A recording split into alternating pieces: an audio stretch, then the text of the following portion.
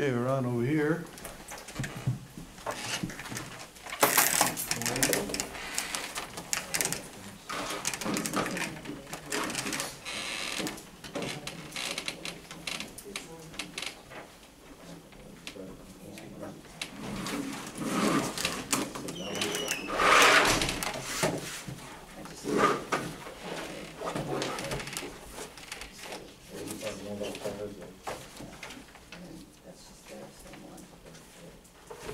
Anytime you're ready. Okay, well, we'd like to start with, I know that we gave you proposals last time to consider or to go over, and so we'd like to let you open to see if you have anything that you have come back with, and then we may have a couple of questions on a few things.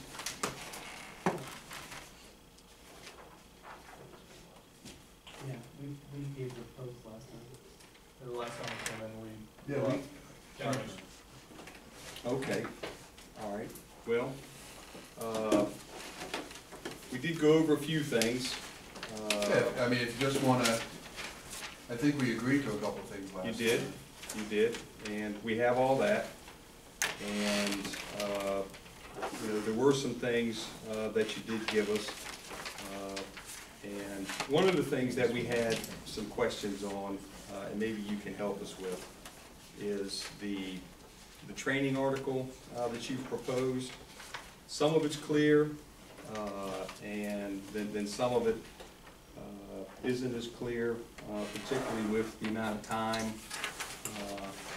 that it would take to satisfy some of those training proposals that you have. So the 40-hour program, if you go to the training article, if you could grab that. In the original? Mm-hmm.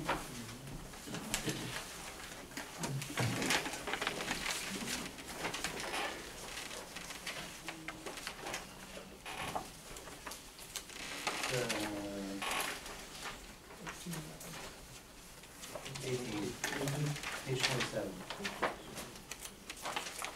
That's on 28. Yeah. 28, sorry.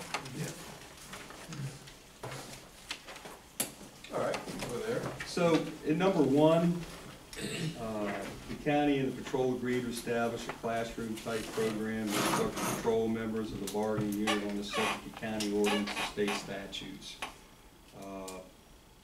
Is there a specific class that you know of about that, or you will develop, or somebody will develop, and how long do you think that will take?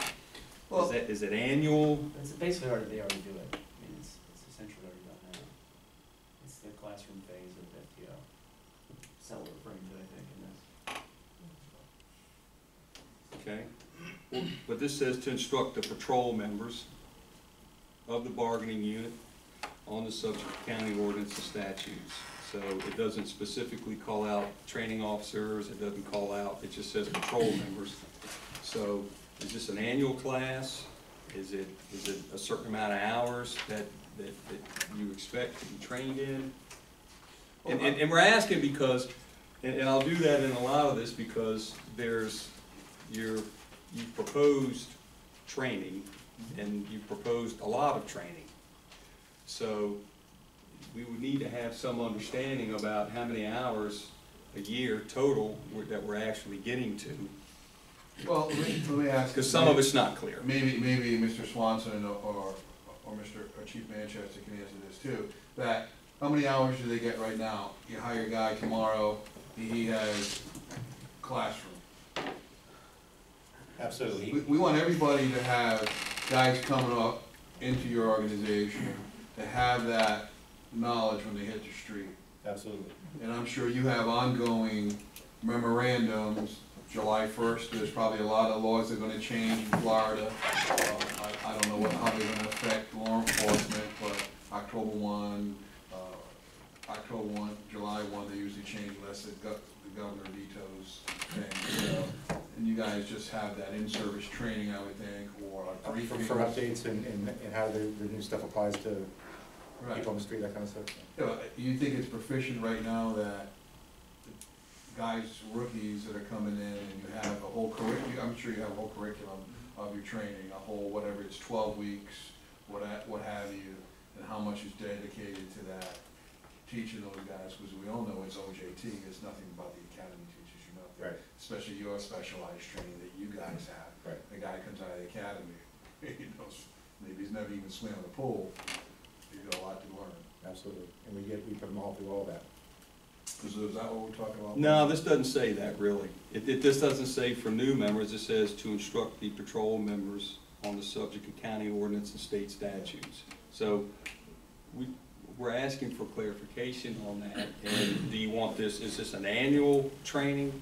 And if it's an annual training, is it a 4-hour block of training? Is it a 16-hour block of training?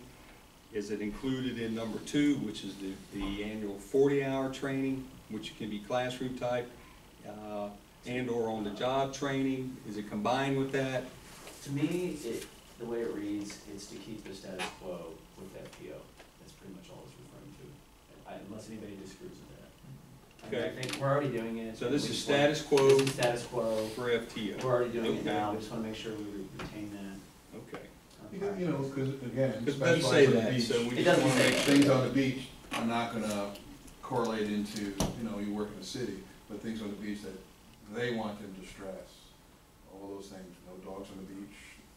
Can you Okay. smoke on the beach? Yeah, you can, well, yeah. Oh, Cigarettes. look at I that. just get a ticket. You just get a ticket for that? How much is it? For Okay, weed. Oh. $100. all right. Yeah. So that's just status quo. So then there's the 40-hour training, Mhm. which you do go over, and just so we're sure, go to the bottom that you can use some range time to be included in that, but only 12 hours. And I think it would be fair, which also wasn't included here, to refer to this as trust-funded training that's available within our region, because it doesn't cost you really anything besides time to send somebody to that. It's the training offered at DSC, the advanced training there, and I think that's pretty much what this is referring Can you explain that? Which one are you Those are the talking about? easiest to approve, and that's, to. Right, because they don't have any cost other than, Just personnel costs. yeah, right.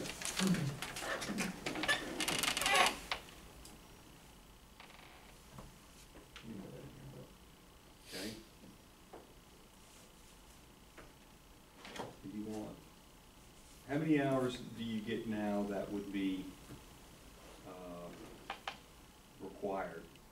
How many hours are required now? Because I'm just asking for just, because this piece says 40 hours required training. So how many hours are required now? Other than what's required to upkeep certification, we don't really have a standard for that right now, unless we do. then I'm not- The required is the required you have to have for your recertification every 4 years. Yeah. Right. in your 40 EMT, hours in every your 4 years. EMT every 2 years. Right, every 2 EMT years. every 2. Firearms, High which we liability. do more. We do more than is required for firearms. But Right, that's but we don't over have a departmental requirement. Right, so that's over that's certification required training or recertification This is required. more like continuing education. All right, okay. Whatever it may be, whatever training you need available. And then number 3, patrol will make every reasonable effort to facilitate employee attending firearms training during normal working times. The patrol shall provide quarterly firearms training. So, the quarterly firearms training, what do you get now? What is it now? Once a year. Twice a year. That's twice a year. Yeah, we do. So semi-annual now, so you want to go to quarterly. So 4 times a year as opposed to 2 times a year. Mhm. And how many hours each quarter would you think that would take? Per employee, I would say probably 8. So 8 hours a So- quarter? Do you have access to a fax Right machine? now, what are we doing, we're doing about 8 at the range. There's one at the sheriff's office. Do you have access to it? We do I use the think- sheriff's office range.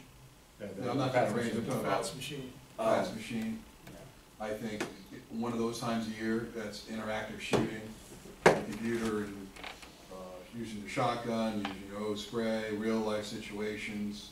I think that is such an invaluable tool when we started using it. Actually, you guys don't know, I'm the vice president of the FOP, We didn't know that, Gary. and we're going to probably buy one for Edgewater TV, buy their own. Is that the, like, So they're only- 180 degrees? They're only 30 grand, Right. $28,000, plug and play. I think it's invaluable because if you just had a range, punch your holes in a paper target, that is not valuable at all. We've done the, I mean, that's the state qualification. we've done the Done some simulation sim training training, a yes. couple times, man, it is totally different. Sure it It's- is. It really does. Get all the put you- sounds, you get people talking to you, is that what, Sensory do you have override. that, do we have that sophistication here? We've done it a couple times. Where they talk, people actually are talking back to you? Yeah, we've had force on force. We've done it for some, yeah, we've done Yeah. person to person. I think fast training, isn't there a new shoot house going up?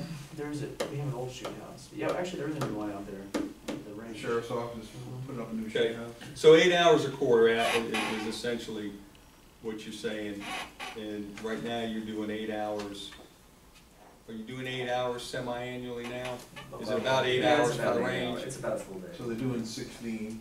Okay, so 16 Does to anybody have any? 32 hours. Yeah, that's basically a range day. And last time when we, associated the BSS's in that I thought that was good too. Just to get them in the mix in case something happens, I mean, every once in a while, or, Yeah, it was excellent. I thought it was good. It was probably the best training that we've ever had. Okay. How many rounds of ammunition are you issued now for practice? Aside from when we're at the range, when I was shooting. We talked about it. There's 100 rounds. 100 rounds. Every employee's allowed 100 rounds. Last year. That took place before I left. We tried to get stuff at the range the other day and we were told that that wasn't. I asked available. Gerard a There's while 100 ago, he rounds gave me, designated for so I every could employee. practice before I went out to the range. Is that something you have to ask for at the range? Or you just don't, you don't know that they? I've never been supervisor. It was in the I know we've supervisor talked about meeting it. You in come in and minutes ask a for it, while and you ago, told them no? Is about that a year it? ago. I haven't asked for it except for at the range. Yeah, So well, we he bought only has so additional much at the ammo range with them. That designated each officer could have 100 rounds a year. He has enough for training for that particular group at the range, so Right. if you want this, then come in and ask for it. Okay, so there's 100 rounds available now. He doesn't carry all the So you're talking training. outside of going to the range when they wanna go on their day off? Go wherever they And want. just, 100 rounds. sharpen up their skills on their day off. A lot of, It's very there for few the- people take It's there advantage for of the it. taking, I mean, it's kind of I just have to ask possible for right it. now, yeah, so. We just bought a whole lot more, to be honest, just paid for it. Okay. Everybody feel that's okay? We're asking because there's a cost to all this. Oh, absolutely, So, you know, we sure. have to sort of, you know, to really review this, and then when we're done, it might be better if you, after you hear our discussion today, that you It's got lack of communication. take what you're saying today and actually put that in here. So that we have it very clear. Being a person that was in a shooting, in a deadly shooting, it's your training that kicks in. That's all you remember. I'm sure Mr. Sanders over his years probably been in those situations, and he probably agrees with me, it is your training. It's everything they say it is. It's tunnel vision, you don't hear anything, You perform like you train. and those motor skills kick in. Okay. All right.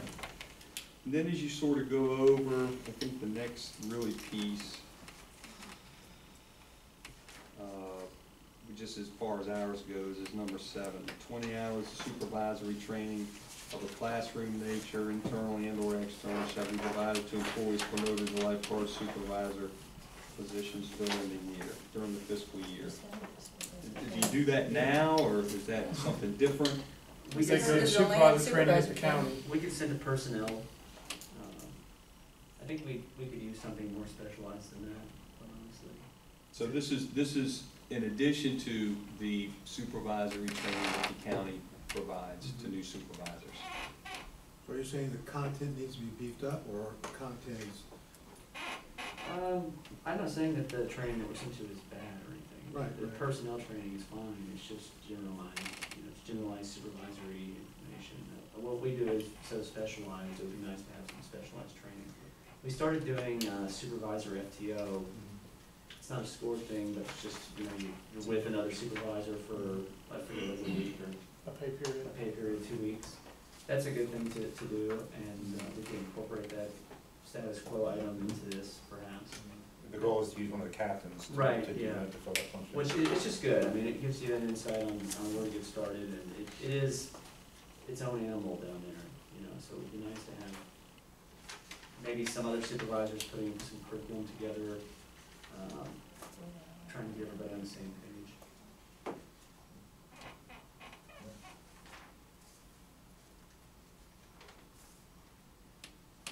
Okay. Number 8, each bargaining unit will be afforded 1 hour of training per shift. What is that? It's status quo item, we're already doing it now. Our employees are able to take a training hour, which is physical training. It's usually running, swimming, paddling, something to do with the job. They get an hour per shift with supervisory approval. That's, like, we've been doing it for decades. We addressed that already in another article, I believe. Yeah, you guys came back with a proposal that was, to do it during morning drill only, which not everybody's gonna be able to do. It excludes probably half of the, employees, because we only have you have to have somebody in service all the time. So it's a coverage issue. So this is, say again, this is, Item 8 is basically just us trying to keep what we already have right now. It's a status quo. We get a training hour with supervisory approval, physical training. physical training per shift. It's usually swimming, running, paddling, whatever is decided, but it's just to maintain your, your physical fitness.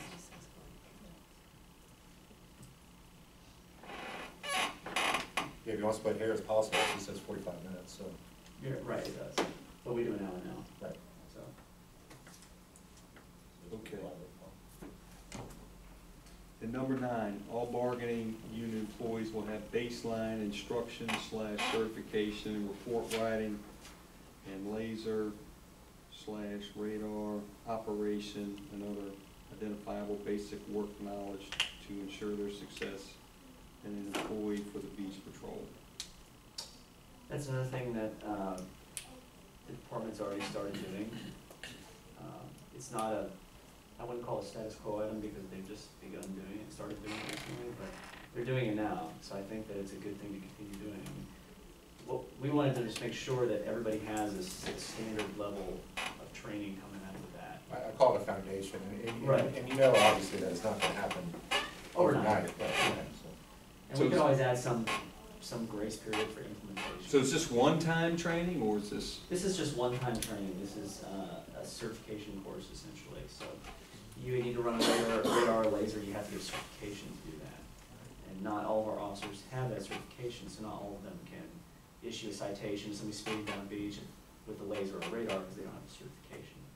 We just want everybody to have it. How often do they have to recertify? I think they One run- time. Once you're, Yes, once you're official certified certification, for life. that's it. One and Once done. you got it, you got it. One and done. Once you go, and like, I think that's cop 101, when you hire somebody, first thing they go do is report writing, and then radar, because that's revenue. And Occasionally- the third one we talked about was interviews and some Yeah, interview there's another classes one. too, so that's been my goal since I've been in. Yeah, because you wanna report a certain way. That's, Right. for the beach, the specific, I want something, the foundation of a report to be like this. So it's an easy And they read. learn that in the FTO also, it's kind of, you know, Some people learn it, some people. Writing in third person or first Yeah. person, whatever you don't want to write in both. Sometimes there's some training that comes down the line, like, for example, somebody that got radar certified 10 years ago probably doesn't have a laser certification now, so they might have to go and through we that. updated that, we're doing that now. so. Okay. But sometimes College that, makes a class specifically for Yeah. radar on the beach. nowadays, it's all in one, it's all included, but you got it all. There's actually an instructor class coming up that I'm debating sending to somebody too, so we can do it more Do it in-house and in-house. not rely on the college or something. How many officers that you don't have Nice. certified? Just. I don't know the number, to be honest with you. I know the vast majority of them are. There might be a few. How much revenue did you derive last year from tickets? The county would get it.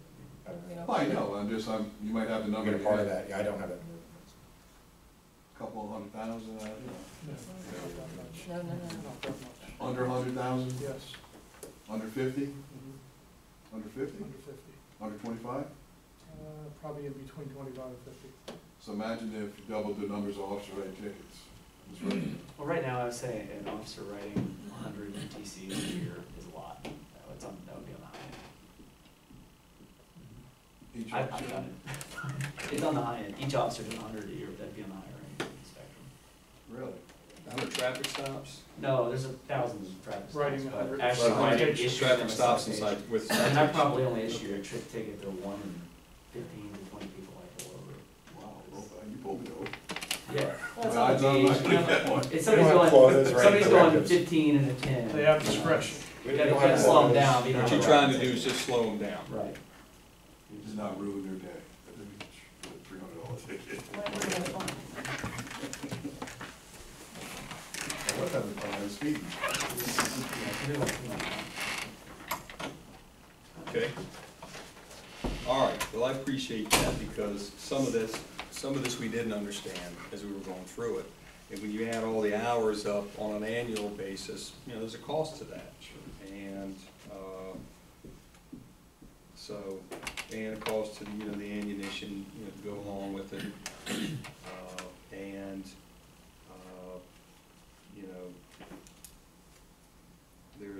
there's cost to some other articles you've proposed with firearms.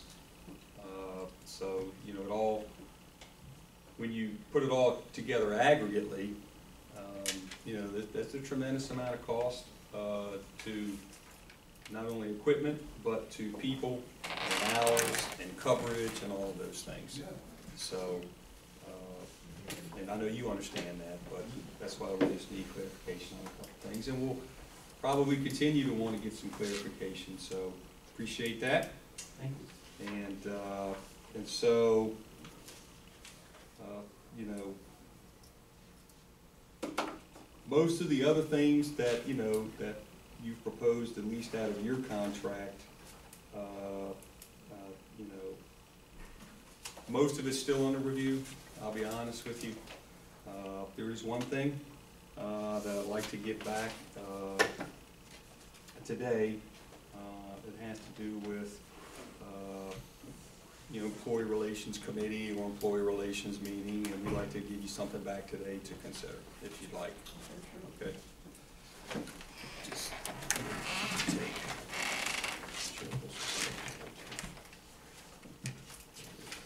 Mhm. Yeah. Take one of those and pass them down. Then we'll start here.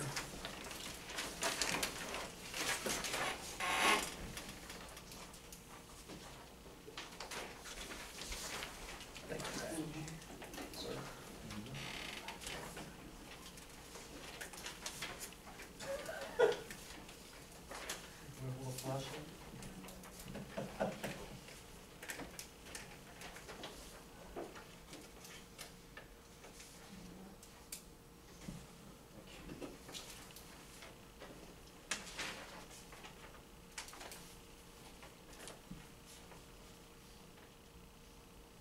The only thing I'd like to see that it would be, the beach safety director wants to meet, and in turn I would do it all, send us an agenda, send us what you wanna talk about, so we just go in there flat-footed, and I wouldn't do that to you either. Whatever we wanna talk about, I would send you agenda a couple of days before, at least 3 days before, so we have to do research. That's happened before, and I just think it's a good working relationship, and you know what I'm coming in for. And you never know, we might be able to work it out even before we have a meeting.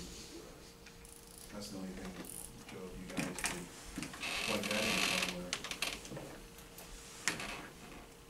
I don't know, make that a requirement in the agreement, we can certainly, do that, informally. I don't think that's I a mean, bad. I wouldn't wanna do that to you, you know?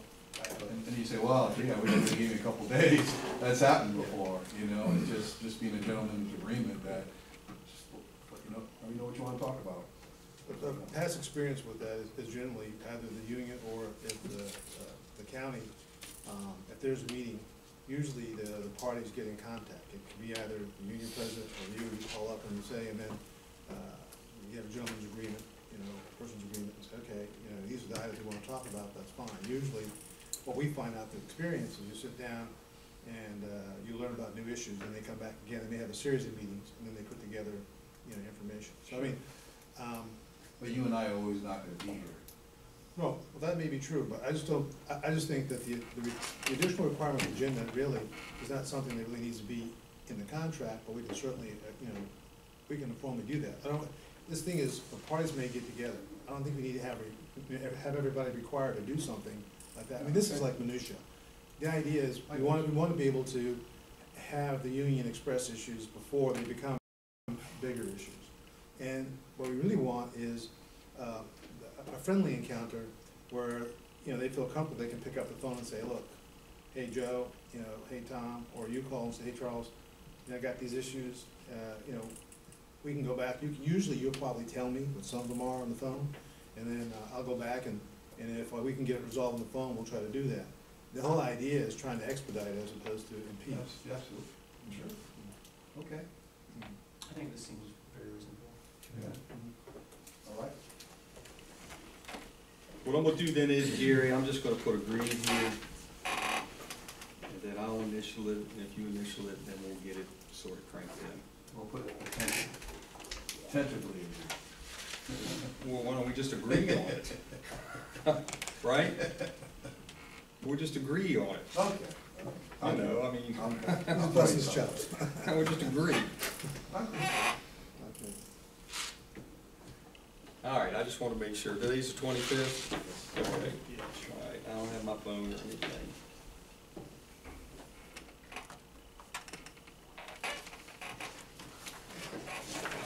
And I'll make a copy of that before you leave here and get it. All right, thank you. All right, did you, I know when we were talking about long guns, okay, I know that Tom asked, you know, to get the cost on those, or had you done a cost analysis on that? Have you done that cost analysis We're yet? still working on it. Okay. We are still waiting for the Sheriff's Association to call it back. Okay, I tried to call them like 3 different times. So Okay, everybody works from home. Send an email, call them. okay. Yeah. What would be good also with that is, you know, with the type of long gun that you're getting the cost on, is there any required training with that? Yes, there would be. You know, yeah, I'm sure there is. And We how many said- hours that required training is, and is that training annualized? I would think it'd be at the same time as they do their qualifications.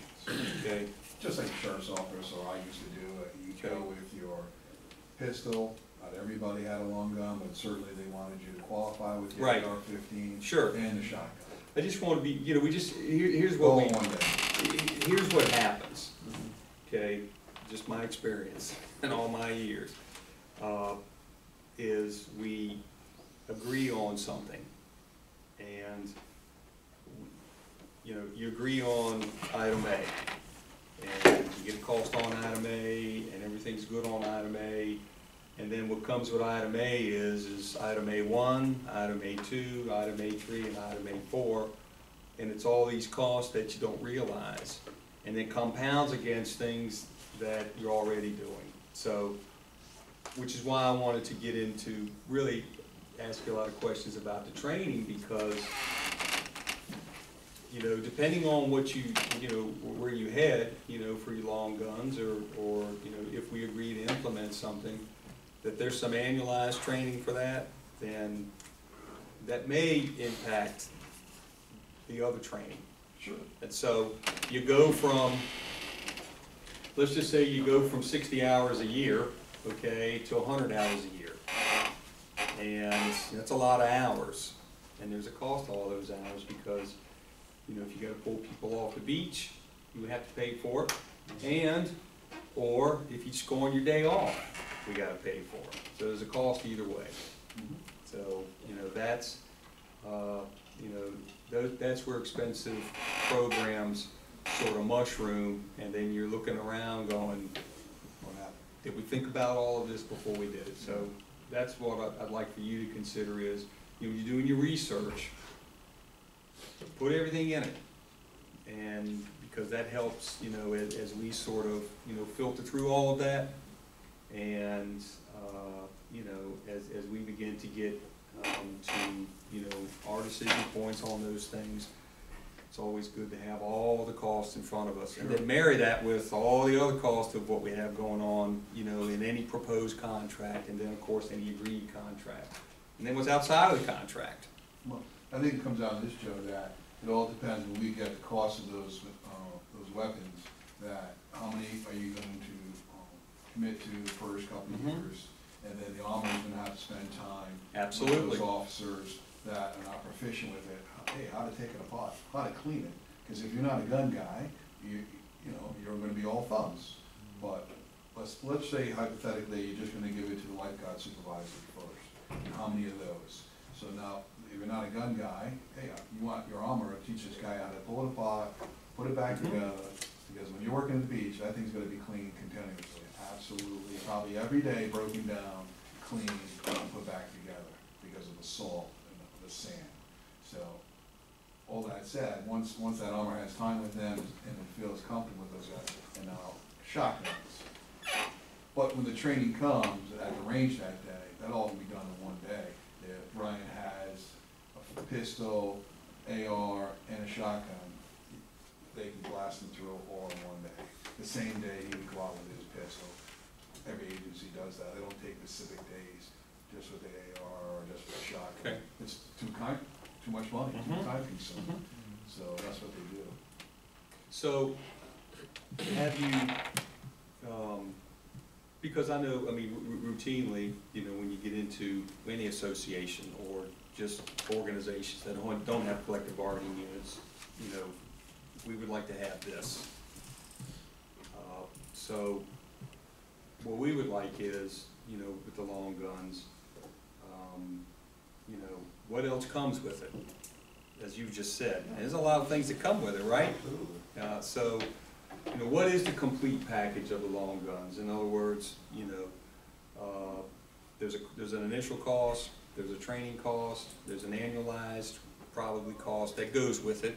But with that, there's some annualized ammunition that goes with that, right? So you gotta take it out, you gotta shoot it, right? Just like you shoot your pistol.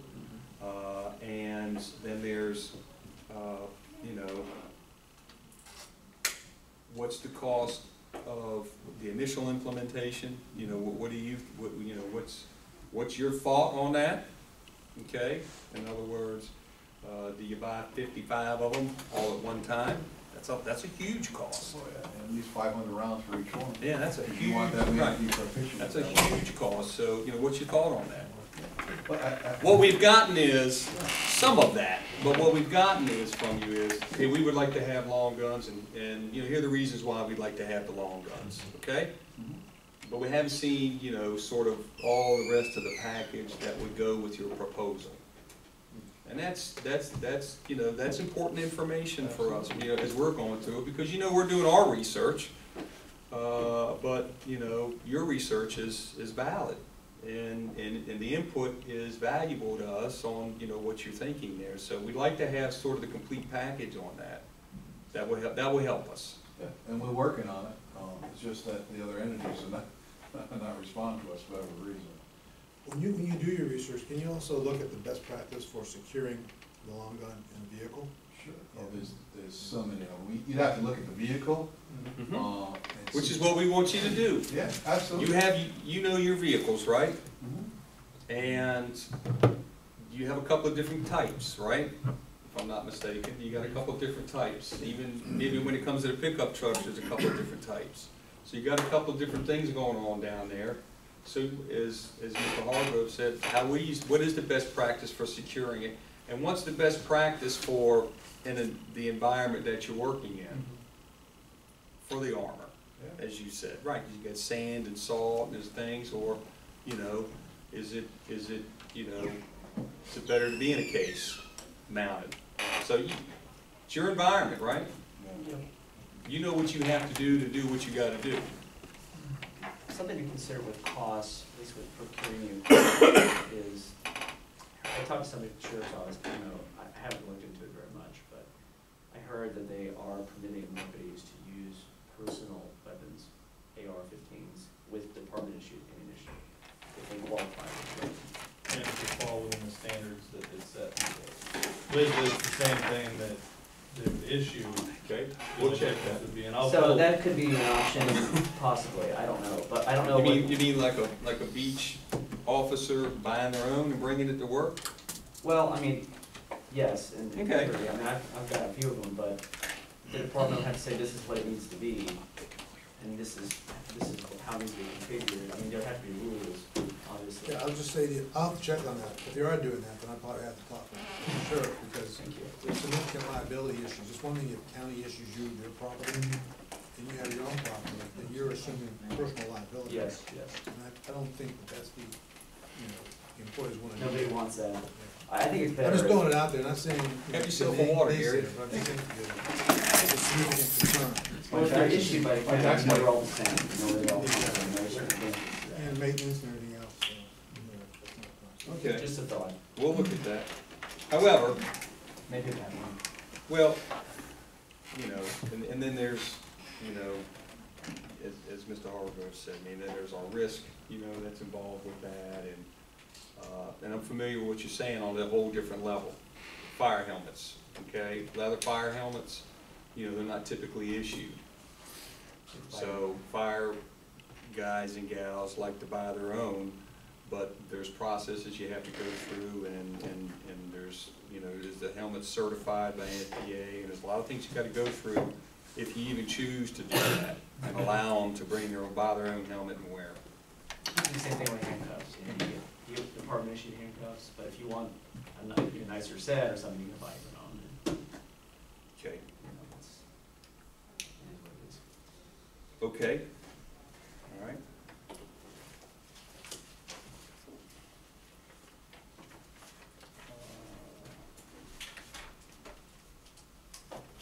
And the vest, we are, that's in review as well, okay? The same thing. But as I understand, it's the outer shell, right? If you've gone through and done the research and all of the actual, the armor itself or the plate itself will fit in that particular, all that you own will fit in that? Yeah, I think there are two options that are sent, one of them is a tailored option that's like the fit, I think that was a little more expensive, but it looks better, it just depends on the image that you're trying to convey to the public. But we came up with that shell because I think if the county is apprehensive to like a hardened, law enforcement look, I think it kind of tones that down, but it keeps our officers safe and it's more comfortable. So when it has the pockets. And they can take it off quickly if they need to go in the water. The one you gave us, which one is that? The one that we, That's the outer carrier, the shell. it's not tailored. There were two. Okay. There's one that's just a generalized fit, and there's one that's like a tailor. When we get our vests now, they come measured, and it's like custom made. Okay.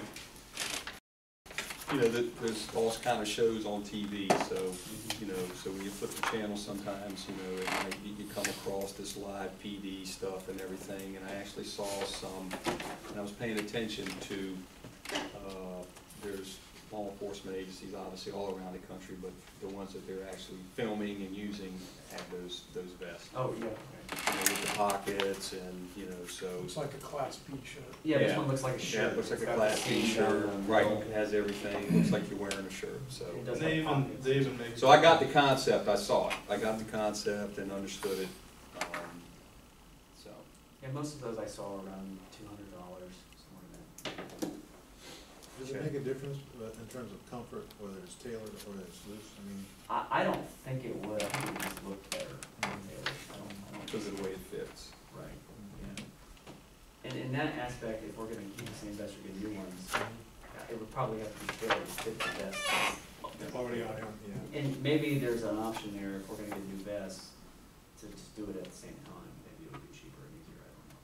I could check into that too. Yeah, we should be looking for. Yeah, because that's, there's obviously a cost to just the outer shell, and then there's a cost if we do the outer shell and the And the vest. vest. And then there's the consideration of what, where are we at in the expiration of, the actual vest itself or the armor when we replace it. On the same cycle now? I think I think everybody's on the same. I think cycle. 2019, 18 or 19 is when. Yeah, it's coming up. Okay. So it may be 2018, convenient anyway to yeah. just upgrade it and just do it all at once. Okay. So you wanna upgrade the vest and the outer And the carrier? outer Well, in carrier. the previous agreement, we asked for a class 3 vest, which is not what we currently have, and the ones we have are nice, but, maybe they could do it all at one time, and it would be cheaper and easier. You know, if they're coming up for expiration next year, then. it's an Okay. option. So we'll take that under consideration. The one you're talking about then is not a class 3, the one you're looking, one you would prefer, your preferred vest is a class 3? Or it's class 3 that's modified, or? The current ones, I don't think are class 3 vests, they're class 2. They're class 2. Yeah, they're class 2 vests now. It's just a little more protection. But I'm just trying to get it straight in my head that what you're moving from is from class 2 to class 3? Yes. Okay. Plus the outer carrier. Plus the outer carrier. Plus the outer carrier. Yeah. We actually had some outer carriers in the past, but they were kind of like bulky, military looking things. These are more. The made night to shift, I look think the like- night shift, a couple of the night shift of Yeah, those wear yeah. the style that you guys. Exactly. Not the lower. Yeah, I think actually, shorts actually is- choose not to. Yeah. Chose not to, yeah, So- they don't. With the outer carrier that we had. yeah. Dean's the only one that wore it, no one else would wear it, they refused. And some of them, we only had certain sizes, so that wasn't really their fault. What color, just refresh me, what color were you proposing? We didn't propose a color, we sent a white example because that's what we have now. I think you could probably get it in the color you wanted, I don't think that would be a limitation. I actually think the Like example. dark blue and tan Yeah. is the colors that come in now. What I did see when I saw these, was, now, it's on TV, so you have to look close, but they were the navy, Mhm. and of course they had navy undershirts or shirts underneath, so it's hard to tell. You know, Yeah. it flows, there's a flow to it, I think that would look nice. So- anyway, you know, so that's why I didn't know, you know, if there was some. I don't Plus know. they wouldn't show. And I didn't know what the director was stuff like the white thinking, ones but would.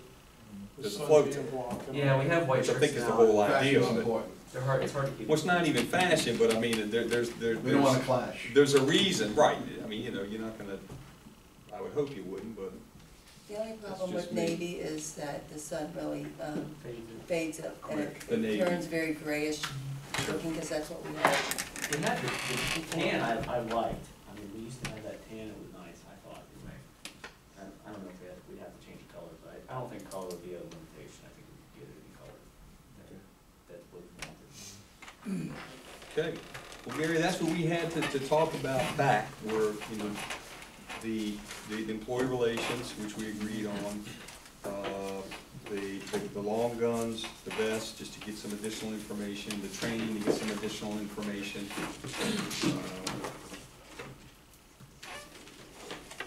That's where we are today.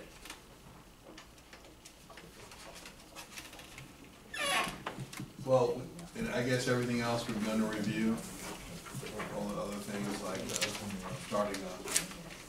I don't know how much color is not, even that much plan, but. The vehicles, we're still where we are, and that is, we're not considering the vehicles.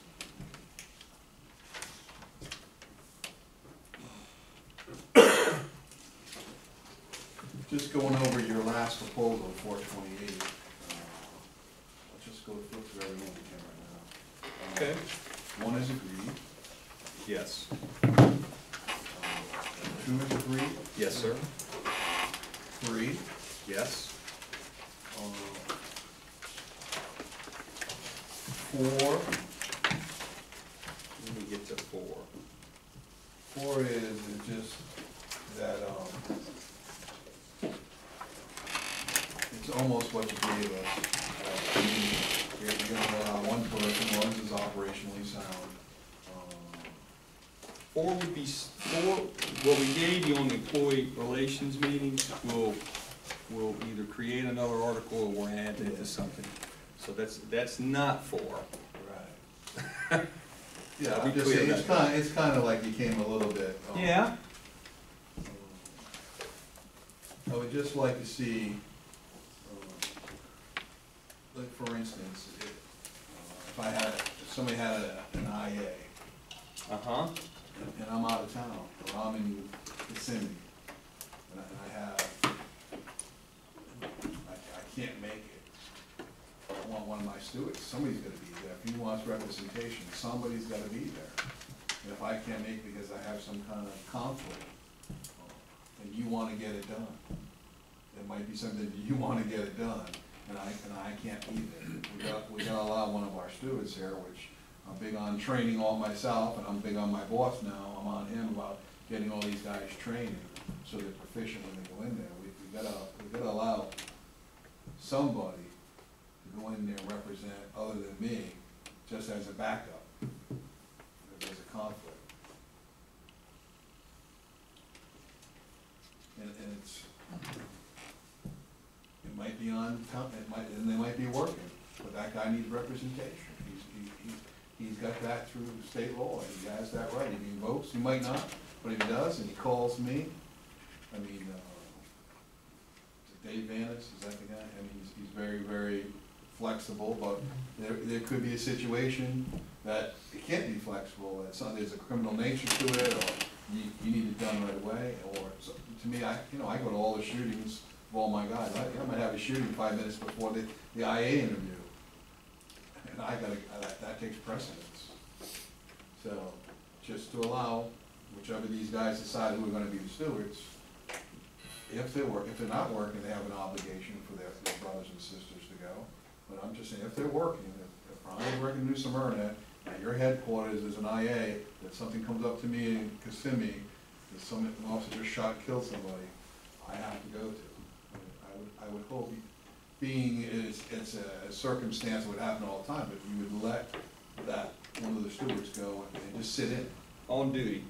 On duty. What you're asking for is the one person on duty. Yeah, I mean, over in Osceola, I really don't even have to go there, because my stewards, just to give you an example, that's a 400-man department, and everybody that's working that day, they got something to do, it's a jail.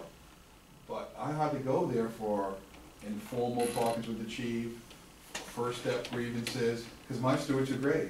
And she just allows them, as long as it's covered, she allows them to represent. It saves me a lot of wear and tear and rubber from my car, that I only go there for the big stuff now, for the third step in front of the county manager. Because they're allowed to go while they're working. I have a bunch of stewards there, and they go, and they're very proficient what they do, so they said, hey, don't bother coming, I'm gonna handle it. And I'm just asking, if I can't make it, and I love to go to every one, that somebody's gonna be able to go while they're on duty, just in case I can't make it. I just think that's reasonable, it's not asking too much.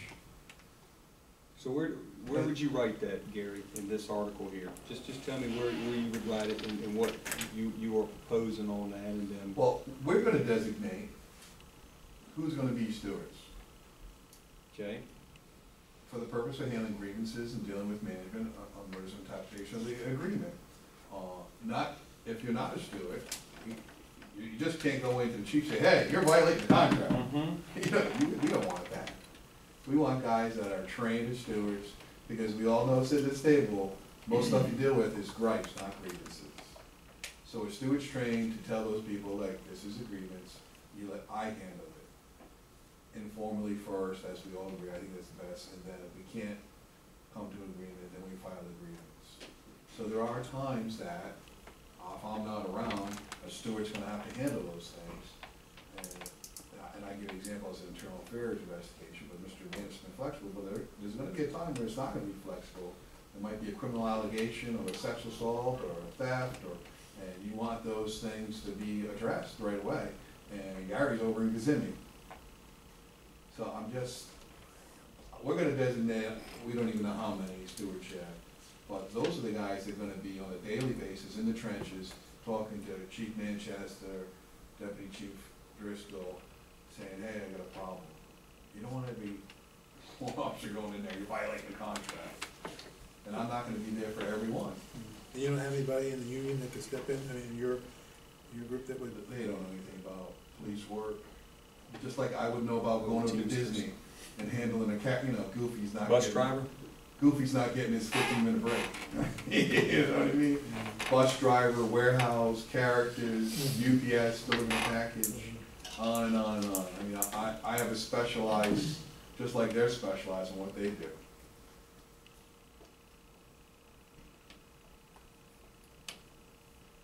They don't know about the police officer bill of rights. I mean, those are just private sector people. So if you could just the designated people that I would say, these are the guys, 4 guys in the organization that are stewards. I'm gonna give you that list, you're gonna have it. It's only those 4 or 5, or how many these guys decide they want. One as a supervisor. And you're proposing one person. Well,